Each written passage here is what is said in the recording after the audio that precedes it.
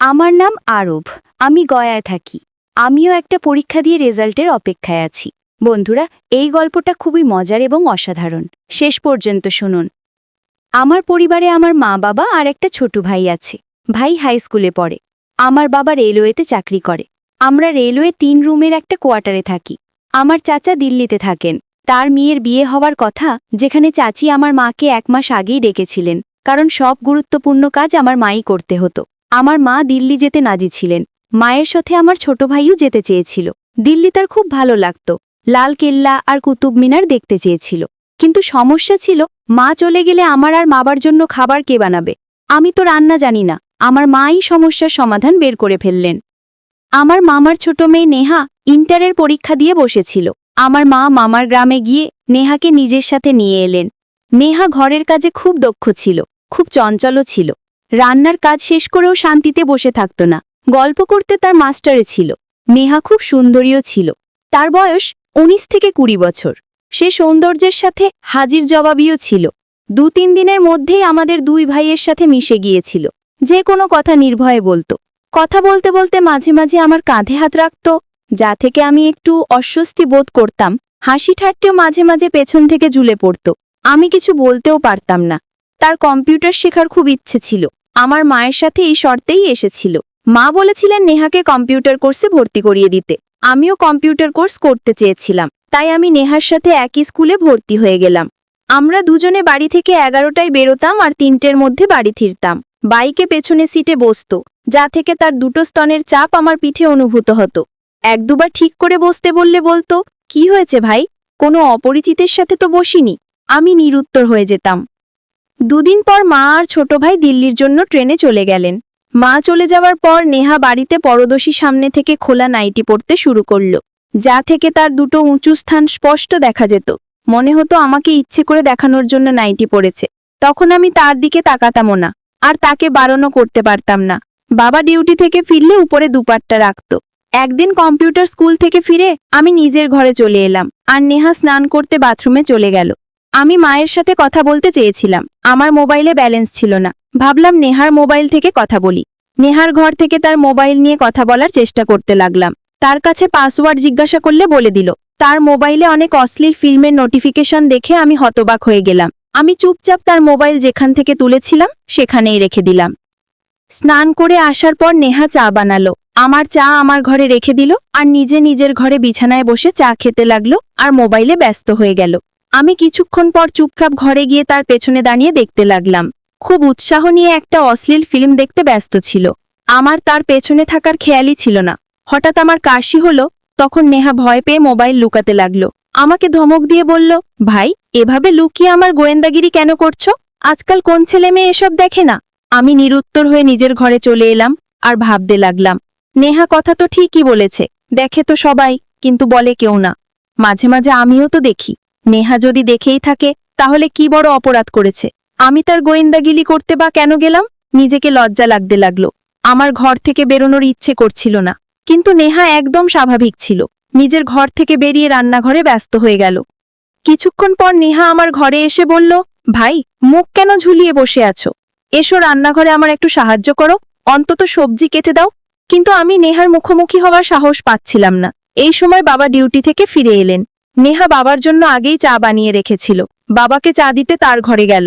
বাবা নেহাকে জিজ্ঞাসা করলেন, বেটা, চিকেন বানানো আসে? নেহা হ্যাঁ বললে আমাকে চিকেন আনার জন্য টাকা দিলেন। আমি চিকেন আনতে চলে গেলাম। আমার বাবার প্রতি সন্ধ্যায় মদ খাওয়ার অভ্যেস ছিল। এই অভ্যাসের বিরুদ্ধে মা অনেকবার আন্দোলন করেছিলেন। বাবার উপর কোনো প্রভাব পড়েনি। শেষে মা হেরে গেলেন। বাবার একটা বিশেষত্ব ছিল যে বাইরে থেকে মদ খেয়ে কখনো আসতেন না। হ্যাঁ, নিজের সাথে মদের বোতল নিয়ে আসতেন। খাওয়ার পর চুপচাপ ঘুমিয়ে পড়তেন। কারোর সাথে কোনো কথা বলতেন না। মাঝে মাঝে খাওয়ার জন্য তার একজন স্টাফকে ডেকে নিতেন। আমি চিকেন এনে রান্নাঘরে রেখে দিলাম। নেহা চিকেন খুব সুস্বাদু বানালো। বাবার স্টাফ এসে গিয়েছিল। চিকেনের সাথে বাবা আজ একটু বেশিই খেয়ে ফেলেছিলেন। কোনো রকমে খাওয়া শেষ করে বাবা অর্ধচেতন অবস্থায় ঘুমিয়ে পড়লেন। রাত 10টা বেজে গিয়েছিল।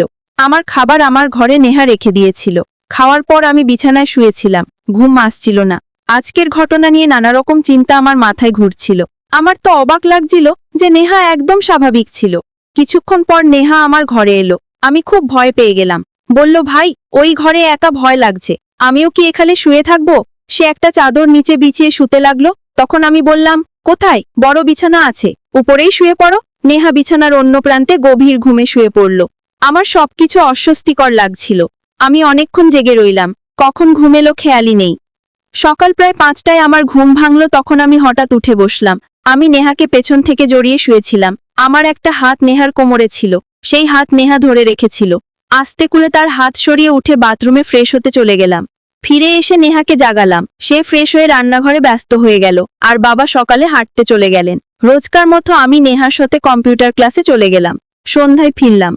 আজ বাবার নাইট ডিউটি ছিল। খাওয়া শেষ করে বাবা প্রায় 9টায় ডিউটির জন্য বেরিয়ে গেলেন। বাবা চলে যাওয়ার পর আমরা খাবার খেলাম।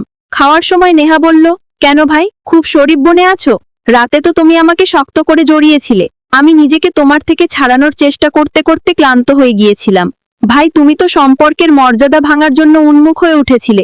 আমার মনে হচ্ছিল না যে তুমি ঘুমে আছো। কিছু মনে পড়ছে নাকি ভুলে গেছো?